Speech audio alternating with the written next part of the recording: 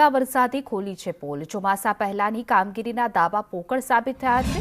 વરસાદ બંધ થયાને કલાકો બાદ પણ જળબંબાકાર 2 થી 3 ઇંચ વરસાદમાં અમદાવાદ બેહાલ થઈ ગયું છે। જેના વિસ્તારો જો વાત કરીએ તો ગોતા, એસજી હાઈવે, શેલા જેવા વિસ્તારો પાણીમાં ગરકાવ છે।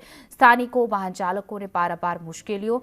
ચોમાસા પહેલા સંદેશ ન્યૂઝની જ્યાં ટીમ ગ્રાઉન્ડ ઝીરોથી પહોંચી ત્યારે આ પ્રકારના દ્રશ્યો જેમાં અલગ અલગ દ્રશ્યો વિસ્તારના બતાવી રહ્યા છે કે ક્યાં કેવી પરિસ્થિતિ છે। જોઈ શકાય છે વાહનો ડૂબી ગયા છે, વાહન ચાલકો ભારે હાલાકી ભોગવી રહ્યા છે। અનેક ગરનાળા છે, અંડરબ્રિજ છે જે પાણીમાં ગરકાવ છે।